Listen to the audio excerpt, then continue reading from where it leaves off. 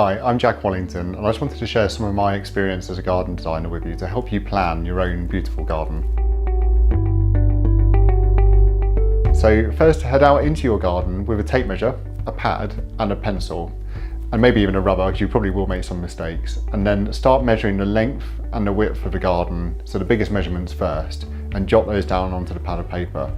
And then start measuring all of the smaller items like sheds or raised beds or anything else that should be written down onto this diagram, and sketch it down with all of the measurements ready for use later. Once you're back in the house, then on your pad, just finish off the diagram by adding on all of the extra measurements to scale. So for instance, it could be 1 centimetre equals 1 metre out in the garden, so it's a scale of 1 to 100. And then mark on everything else, including things like where north is, so that you know where shade and sun areas are. And even mark on where the shadiest spots and the sunniest spots are, so you remember for later.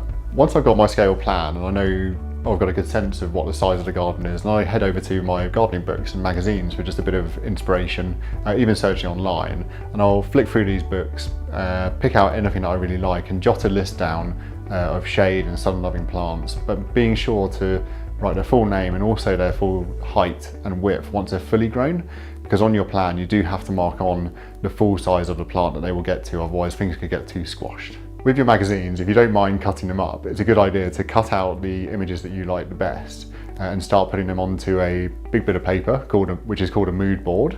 It's a mood board because it gives you a general sense of the mood and feel of the garden, including things like the colours and the shapes of plants, and you can start to mix them around on the board to show what the garden would look like overall, and it's a really good place to start. When you're happy with your mood board, then the next step is to start plotting some of these plants onto the plan. And this is the fun bit, because you can start to draw each plant on as a circle to their final size.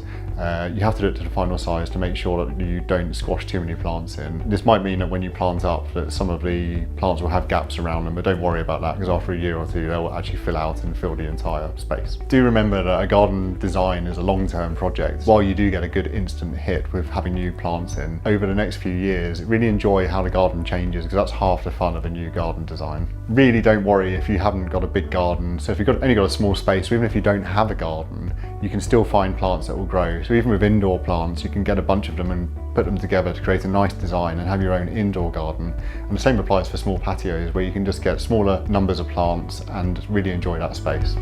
Thank you for watching. I really hope you enjoy making your own garden design.